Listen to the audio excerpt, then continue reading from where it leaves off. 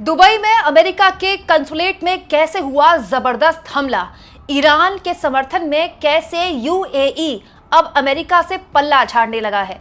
कैसे अमेरिका के अंदर अमेरिकी सांसद अब ट्रंप से सवाल पूछने लगे हैं कि आपने जो हमको बताया उस हिसाब से तो ये जो भी कुछ आपने शुरू किया है इसकी भारी कीमत अब अमेरिका को चुकानी होगी। दोस्तों, 5वां दिन इस युद्ध को आज हो चुका है और अमेरिका इस वक्त जबरदस्त बैकफुट में है। ऑन पेपर अगर देखा जाए तो सबसे भारी कीमत इस युद्ध की आज भी ईरान चुका रहा है, क्योंकि ईरान में मरने वालों की संख्या 700 के पार हो चुकी है। लेकिन उसके बावजूद जो नैरेटिव बन रहा है और अमेरिका के अंदर से जो वहां के सांसदों की आवाज उठ रही है वो तो मैं आपको इस वीडियो में दिखाऊंगी ही, साथ में आपको ये भी बताऊंगी कि कैसे अमेरिका पूरी तरह से 5वें दिन आते आते इस युद्ध को लेकर क्लूलेस हो चुका है। जी हाँ, क्लूलेस। लेकिन उससे पहले एक बड़ी जानकारी आपके सामने में रख देती हूँ। दोस्तों, तमाम मीडिया आउटलेट्स में भी ये खबर छपी है, इंटरनेशनल मीडिया आउटलेट्स में भी छपी है, नेशनल मीडिया आउटलेट्स में छपी है, इसलिए मैं आपको ये खबर दिखा रही हूँ। दोस्तों, ये जो तस्वीरें आप देख रहे हैं ये दुबई में अमेरिकी कंसुलेट पर ईरान के हमले की है। कुछ जगह खबर छपी है कि उसके बेहद करीब हमला किया गया ईरान द्वारा, यूएस का कंसुलेट है। लेकिन कुछ जगह खबर छपी है कि यूएस कॉन्सुलेट को नुकसान भी पहुंचा है। बीबीसी ने भी खबर छापी है, अल जज़ीरा ने भी खबर छापी है। ये जो तस्वीरें आप देख रहे हैं दोस्तों, आप देखिए धुएं का गुबार कितना ज़बरदस्त यहाँ पर दिखाई दे रहा है और ये बताता है कि दुबई लगातार ईरान के निशाने पर है। हालांकि ईरान कहता है कि दुबई निशाने पर नहीं है, दुबई में मौजूद अमेरिका के ठिकाने निशाने पर है। वहीं दूसरी ओर दोस्तों, अमेरिका को एक बड़ा झटका तब लगा है जब यूएई ने ऑफिशियल स्टेटमेंट जारी करके इस पूरे संघर्ष से अपने हाथ खींच लिए हैं। दोस्तों, यहाँ देखिए स्टेटमेंट में साफ लिखा है कि यूएई फिर से कहता है कि उसने अभी कोई डिसीजन नहीं लिया है कि किसी भी तरह से ईरानी अटैक्स को वो रिस्पॉन्स करेगा। दोस्तों, यहाँ ये भी बताया गया कि यूएई ने अब तक 1000 से ज्यादा अटैक्स झेले हैं और यहाँ पर यूएई अपनी आर्म फोर्सेस की एफिशिएंसी की तारीफ करता है कि इनमें से कई अटैक्स जो हैं यूएई की आर्म फोर्सेस ने निष्क्रिय कर दी है। यहाँ पर यूएई ये भी साफ कहता है कि किसी भी तरह से उसका इस वॉर में कोई पार्टी बनने का कोई इरादा नहीं है। मतलब यूएई जो हमले झेल रहा है ईरान के, वो कह रहा है कि वो किसी भी तरह से ईरान पर हमला नहीं करेगा और ना ही अपनी सरजमी को किसी भी तरह से, यहाँ पर देखिए लिखा है, and has not permitted the use of its territorial waters और air space for any attack against Iran. Iran के खिलाफ किसी भी तरह के अटैक के लिए ना तो वो अपने पानी वाले हिस्से का इस्तेमाल होने देगा, ना ही अपनी टेरिटरी का इस्तेमाल होने देगा। अभी तक उसका यही स्टैंड है, शुरुआत से ही यूएई का यही स्टैंड है। लेकिन दोस्तों, यहाँ पर यह भी लिखा गया है कि UAE underscores that it retains its legitimate right to self defence. लेकिन सेल्फ डिफेंस के लिए, खुद को बचाने के लिए जो भी हमारे अधिकार हैं इंटरनेशनल लॉ और यूनाइटेड नेशंस के चार्टर के तहत हम उसके लिए प्रतिबद्ध हैं। देखिए, दो बातें यूएई कर रहा है। यूएई शुरुआत से ही बोल रहा था कि वो ईरान पर किसी भी तरह के हमले ना तो करेगा और ना ही अपनी ज़मीन को इस्तेमाल करने देगा। तो जो भी हमले हो रहे हैं वो इजराइल से हो रहे हैं या फिर अमेरिका कर रहा है, ठीक है।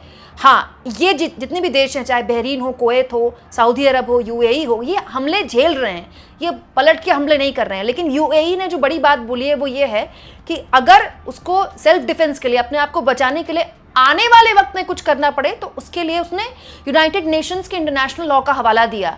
ये एक बड़ी बात यहाँ पर यूएई द्वारा की गई है।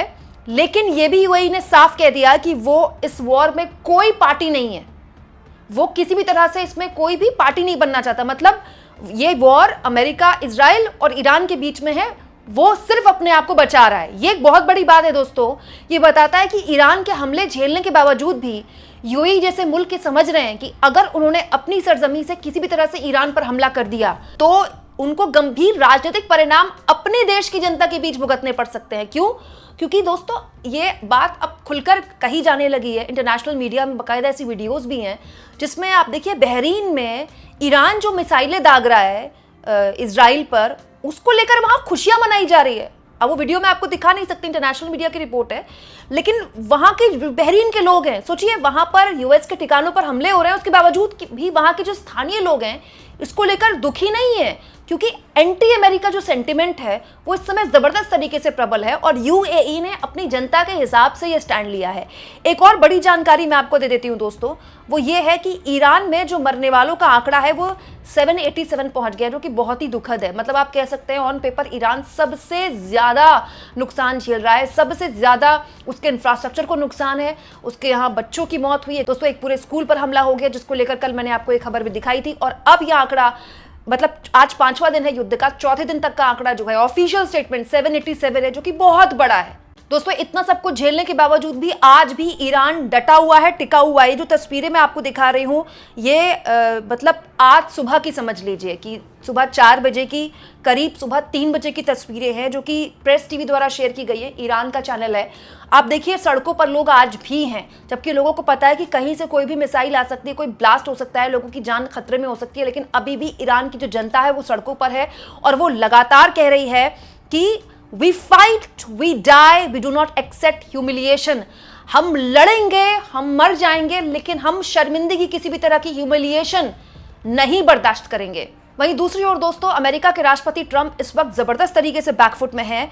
अमेरिका के अलग अलग विपक्षी सांसद, उनको ब्रीफ किया गया, मतलब CIA ने और अमेरिका की सरकार ने अमेरिका के सभी सांसदों को ब्रीफ किया और बताया कि इस वक्त क्या कंडीशन है अमेरिका की इस युद्ध को लेकर।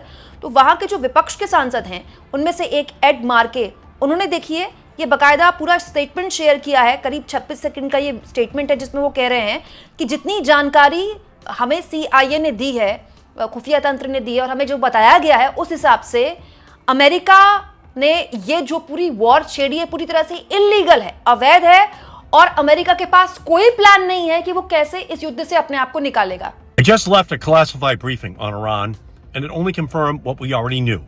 Donald Trump is waging an illegal war, and he has no plan to end it. Today he said we attacked Iran because he had a feeling, but we know the truth. Trump is lying about Iran's nuclear capacity. He's lying about Iran's missile capabilities, and he's dragging the United States into another endless war in the Middle East. Trump is completely out of control, and Americans have already lost their lives because of his lies. The war in Iran must end now. अब दोस्तों ये बात कोई दुनिया का दूसरा मुल्क तो नहीं बोल रहा है, ये तो अमेरिका के ही सांसद बोल रहे हैं, और अमेरिका के वो सांसद बोल रहे हैं जिनको CIA और अमेरिका का स्टेट डिपार्टमेंट ब्रीफ कर रहा है। उनको बाकायदा पूरी प्रेजेंटेशन देकर बताया जा रहा है कि इस समय युद्ध के यह हालात हैं, और वहां के सांसद अपने राष्ट्रपति से बोल रहे हैं कि आपने अवैध रूप से युद्ध शुरू कर दिया, इसको तुरंत रोकिए। इसमें कुछ भी आप अमेरिका के लिए बोले, मैं इसमें अमेरिका के लोकतंत्र की तारीफ करूंगी। दोस्तों वहां सोचिए, विपक्ष के सांसदों को ब्रीफ किया जा रहा है CIA द्वारा, वहां के स्टेट डिपार्टमेंट द्वारा, और बाहर आकर वो अपनी सरकार की आलोचना कर रहे हैं। सोचिए वहां पर कोई उन सांसदों को ये नहीं कह रहा है कि आप अपने देश के खिलाफ खड़े हैं और आप एंटी नेशनल हैं, आप देश विरोधी हैं। इसीलिए मैं लगातार कहती हूँ, बार बार कहती हूँ कि लोकतंत्र में विपक्ष की भूमिका कितनी महत्वपूर्ण है, और इस समय विपक्ष बहुत जबरदस्त तरीके से अमेरिका में भूमिका निभा रहा है। ये कहते हुए बार बार विपक्ष के सांसदों की फौज लगी हुई है, मतलब सोशल मीडिया में वीडियोस का अंबार है, जहां पर ये सांसद वीडियो संदेश देकर कह रहे हैं अपनी जनता को कि हमें CIA ने बताया है, हमें स्टेट डिपार्टमेंट ने बताया है, US ने अपने आप को इस युद्ध में फंसा लिया है, उसके पास एग्जिट का कोई प्लान नहीं है, और अभी जो US के मिलिट्री के बहुत से लोगों की जान अभी और जाएगी और आम आदमी का जो पैसा है इसमें और बर्बाद होगा। मतलब मरने वालों की संख्या के हिसाब से और इंफ्रास्ट्रक्चर में तबाही के हिसाब से देखें दोस्तों, तो ईरान इस वक्त भीषण तबाही झेल रहा है, भीषण तबाही। लेकिन ईरान ने जिस तरह से रिटेलिएट किया है, ईरान जिस तरह से जवाब दे रहा है, लगातार वो टिका हुआ है, वो पीछे हटने को तैयार नहीं है। इसको लेकर अमेरिका जबरदस्त तरीके से बैकफुट में है, इतने कि उसके खुद के सांसद कह रहे हैं कि इस युद्ध को जल्द से जल्द ट्रंप खत्म करे, क्योंकि उनके पास कोई प्लान नहीं है। आप इस मुद्दे पर क्या सोचते हैं? कमेंट बॉक्स में जरूर लिखें।